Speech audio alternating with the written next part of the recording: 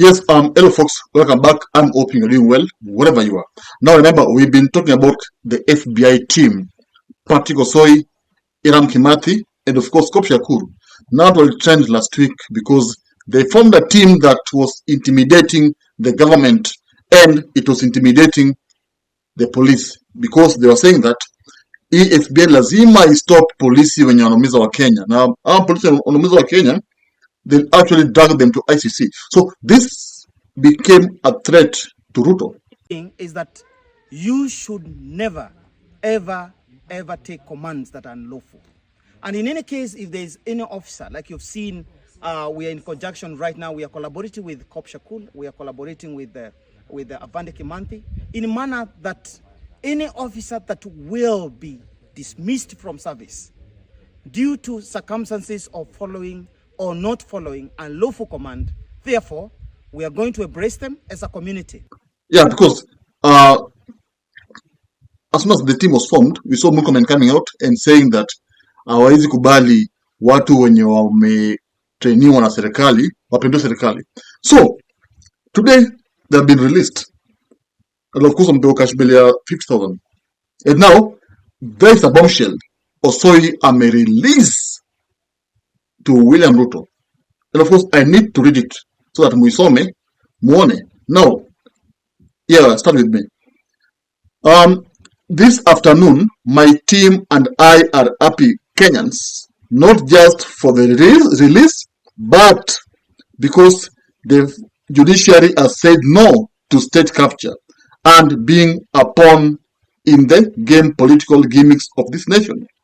They have outrightly said no to political impunity, but fighting it as is outlined in the Constitution of Kenya 2010. So we are not relenting on fighting against police brutality, economic brutality, and political impunity. We are not tired. We are getting started. I am happy, man, because even in the police cells, my fellow inmates, the police who are at the stations are in tandem with us to fight against brutality on their payslips, brutality against being forced to follow illegal orders. This was not, a moment of confinement. It was a moment of recruiting more Kenyans of the same visions as ours to join us in the fighting for our people, from the cells to the courtrooms, from the stations to the courts. Now, hey, I think you've read it with me. Also saying that ikushikwa yao haikuwa punishment because it has enabled him to recruit more members waingie FBI team. Now, I think this is a bad news to Ruto because he thought that he was actually squashing this FBI. Kumbe alikuwa na elevate, and now it has gained attention in across East Africa. And now Osoi amesema kwamba ameachiliwa lakini they are not actually going to stop the movement. And of course, the release is courtesy of Babu Wino, who offered free services to them. Remember, Babu Wino has been, legal lawyer wa Gen Zs, lawyer watu wote wenye serikali inaumiza, is been representing them. So, Owino, kudos. Now, you see now, the government, actually, I think they failed here because arresting Osoi na timu yake was actually elevating them. Because right now Kenyans see them as heroes, and now they are coming out strong, and they're coming out, determined to, of course, deal with the government. Because I'm so mwenye kwa message yake kwamba wamehurumiwa na mapolisi wote, and all policemen are saying that please let us join forces, we fight Ruto, at least watuongeze mshahara. Fighting this kind of lack of governance in this country, we are not going to stop. We are going to fight to the end, and this country will and need to follow the rule of the law. There is no shortcut. That is what need to be done. And I want to challenge and to tell people who are giving orders, time is limited, and we are taking records, and we are not going to take it lightly. Remember, just 2 weeks ago, police came out and said that they need increment ya mshahara yao, and of course the government haikuongeza kitu yote. So I think payslips ya polisi pia imekuwa raided. Gachagua has been saying that Ruto ame-raid payslips ya Wakenya wote. So these Kenyans that are payslip holders are actually having beef with Ruto, and they're waiting for him in 2027. So this is a very, bad message that, of course, Osoi may deliver kwa Ruto. Because the government thought that, arresting these people would actually intimidate them into submission, waache sijui mambo ya FBI, wapanic, waachane nayo, but they are saying that they are coming out stronger. The team imeongezeka, ina watu wengi, majeshi, mapolisi na majudges wamewajoin, so they're actually going to win the war. And they're saying that there's no way they're going to relax until William Ruto jitoe status. Of course kujitoa ni ngumu, maybe wamgoje 2027, ama maybe they use other ways. But of course Patrick Osoi is actually ni kama co-inspired na Burkina Faso President Traore, who of course rose to leadership using the military. And of course, I think this is what is making him go on, and inamfanya akuwe na nguvu ya kudeal na serikali. So, I mean, you need to tell me, like, why do you think they were released? No, we need to have this conversation. Why do you think they were released? Were they released after the government saw that there's no way they're going to hold these people for sale? Ama serikali iliogopa kwamba Gen Zs will go and demonstrate. Ama the army said, no, you need to release these people because these are ex-armies, and of course they got their friends kwa KDF. No.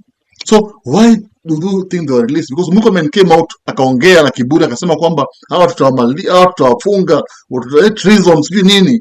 Of course, I don't think forming FBI team is tantamount to treason. No, treason is a very heavy term.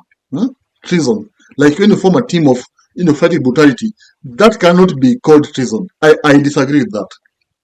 Kweli. So the release was done, was made today, and of course the three of them are out. But remember, we have Major Mosquito, the man himself who has been trending with videos za kutishia rais, za kufanya Ruto kama wewe na kutoa status. Major is still in cell. Bado hajachiliwa. So of course I believe he'll be released because I don't see him, rotting in cells, because akina Osoi hatakubali. Even the judges will not accept that, because his videos zilitrended, Kenyans actually related na video zake. So I believe he will be released. So the government has been pushed against the wall. Kweli, they have to accept these people, wafanye movement yao. I think the only way Ruto can deal with this thing is to, of course, consider kilio ya Wakenya. That's the only way.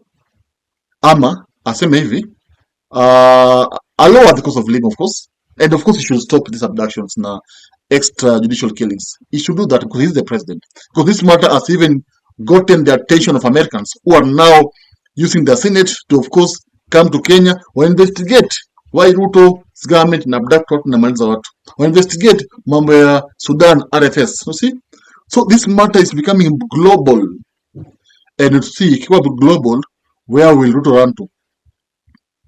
Thank you. Meet you in the next video. If you love politics, then Dr. Politica is your cup of tea. The place for minds that think. If you are watching this from anywhere else, search the name, hit subscribe, and stay sharp with us.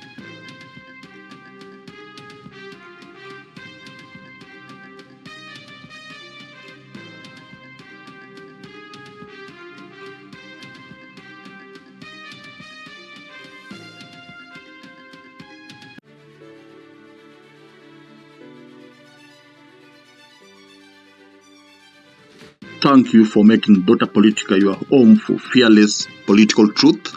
Every view, every like, every share fuels the fire behind the hours of research, filming, and editing we pour into each episode.